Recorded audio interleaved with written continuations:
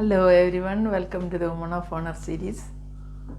കുറച്ച് ദിവസങ്ങൾക്ക് ശേഷമാണ് ഒരു വീഡിയോ ചെയ്യാനായിട്ട് സാധിക്കുന്നത്. ചില ആരോഗ്യ പ്രശ്നങ്ങളും ആൻറ്റിബയോട്ടിക്കും ഒക്കെ ആയിട്ട് ദിവസങ്ങൾ കഴിക്കേണ്ടി വന്നു. ഇപ്പോഴും സ്റ്റിൽ അണ്ടർ ആൻറ്റിബയോട്ടിക്, പക്ഷേ കുറച്ച് കുഴപ്പമില്ല, അത്രയും ബെറ്ററായിട്ടുണ്ട്. എന്തായാലും നിങ്ങളെല്ലാവരും സുഖമായിരിക്കുമെന്ന് വിശ്വസിക്കുന്നു. ഇന്ന് ഞാൻ ഒരു ചെറിയ പോയിൻ്റ് പറയാനായിട്ട് ആഗ്രഹിക്കുന്നത്, ഇന്നത്തെ തലമുറയിൽ ഇപ്പോഴുള്ള സീനിയർ സിറ്റിസൺസ്, അതിൽ കുറേ പേര് ജോലിയിൽ നിന്നൊക്കെ റിട്ടയർ ആയവരായിരിക്കും.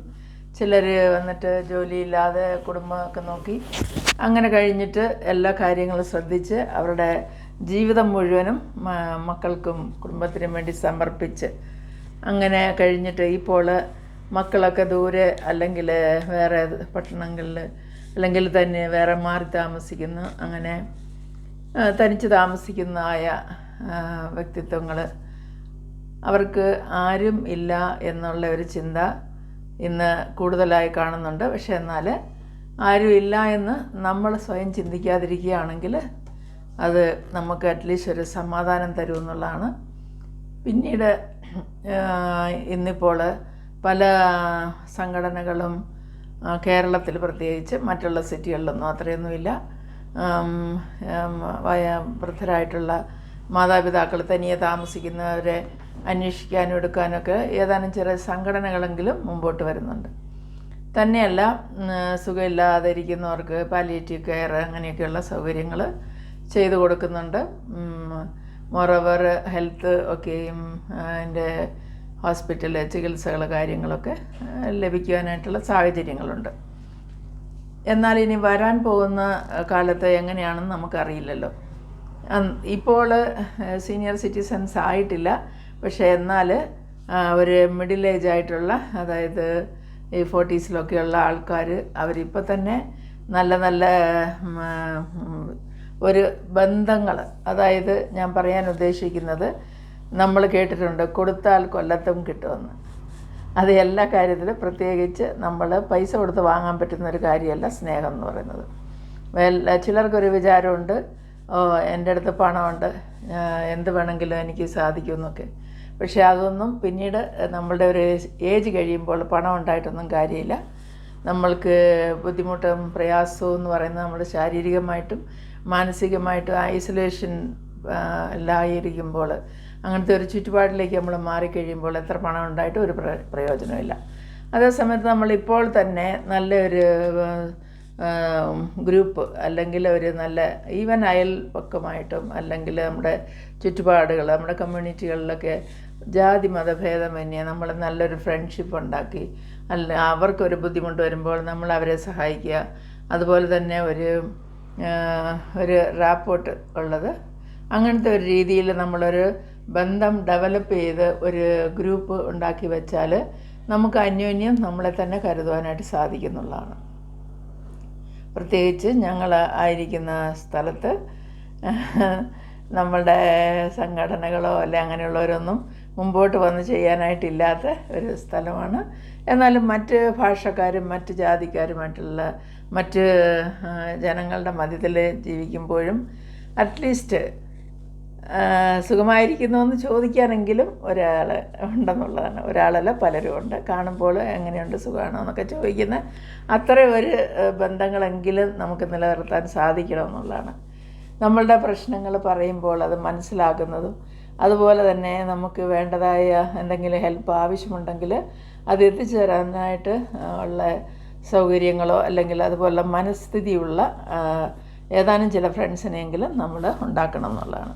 അതുപോലെ നമ്മൾ തിരിച്ചും ചെയ്യണം. അപ്പോൾ കൊടുത്താൽ കൊല്ലത്തും കിട്ടും എന്നുള്ളത്, നമ്മൾ കൊടുക്കുമ്പോൾ നമുക്കും തിരിച്ച് കിട്ടും.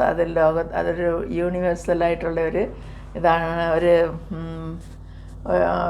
പഠിപ്പിക്കലെന്നല്ല, ഒരു ചിന്താഗതിയാണ്. പ്രത്യേകിച്ച് പറയുമ്പോൾ നമ്മൾ ദൈവത്തിൽ വിശ്വസിക്കുന്നവർ ദൈവന്മാരെങ്കിലും അയക്കുമെന്ന് പറയുന്നു.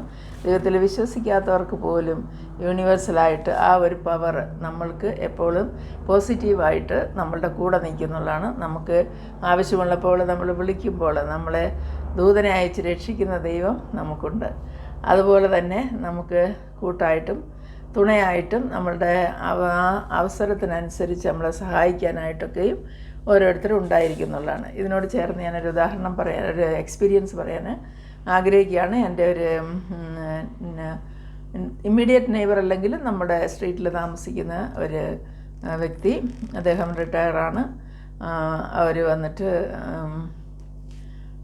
ഒരു ദിവസം സഡനായിട്ട് അദ്ദേഹത്തിന് ഹാർട്ടിൻ്റെ പ്രശ്നം, അവർക്കൊരു കടയുണ്ട്, കടയിലിരിക്കുമ്പോൾ ഹാർട്ടിൻ്റെ ഒരു സമയമായപ്പോൾ ഒരു വേദന പോലെ തോന്നി.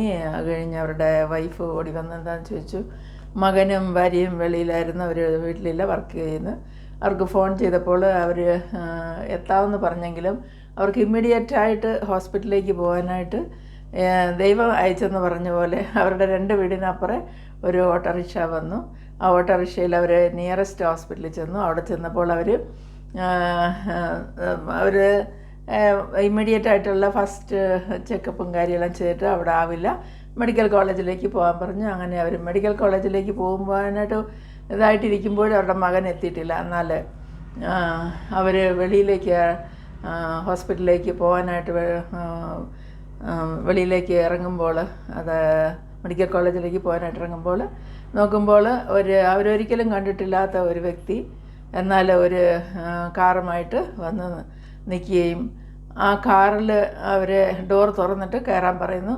അവർ ചെറുപ്പക്കാരനായ മനുഷ്യനാണ്. എന്നിട്ട് ഇവർ കാറിൽ കയറി അവരെ കൊണ്ടുപോയിട്ട് മെഡിക്കൽ കോളേജിൽ ഡ്രോപ്പ് ചെയ്തു.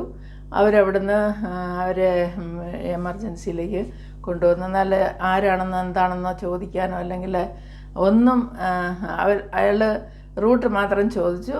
എന്നിട്ട് ഇവർ ഒരിക്കലും കണ്ടിട്ടില്ല എന്നാണ് എന്നോട് പറഞ്ഞത് ആ വ്യക്തിയെ. പിന്നീട് ഒരിക്കലും കണ്ടിട്ടില്ല.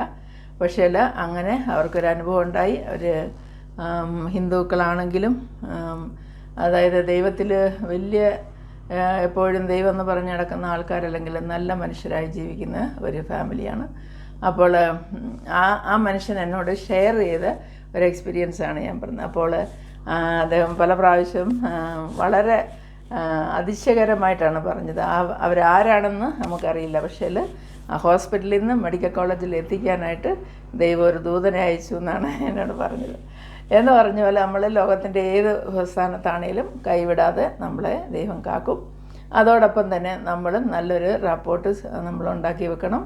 അത് അന്യോന്യം സ്നേഹിക്കാനുള്ള ആ ഒരു തീമിൽ നമ്മൾ അവരുടെ ജാതിയോ മതമോ അല്ലെങ്കിൽ അവരുടെ സ്റ്റാറ്റസ് ഒന്നും നോക്കാതെ മനുഷ്യനായി മനുഷ്യരെ കാണുവാനായിട്ട് നമ്മൾ പഠിക്കണം. ഇത്രയും പറഞ്ഞുകൊണ്ട് ഞാൻ ഈ വീഡിയോ ചുരുക്കുന്നു. ഇഷ്ടമായാൽ ലൈക്ക് ചെയ്യാൻ മറക്കരുത്. എല്ലാവർക്കും നന്മ നേരുന്നു. നല്ലൊരു ദിവസം വിഷ് ചെയ്തുകൊണ്ട് ഈ വീഡിയോയിൽ നിന്ന് വിരമിക്കുന്നു. ലൈക്ക് ചെയ്യാൻ മറക്കരുത്. സബ്സ്ക്രൈബ് ചെയ്യണം പ്ലീസ്.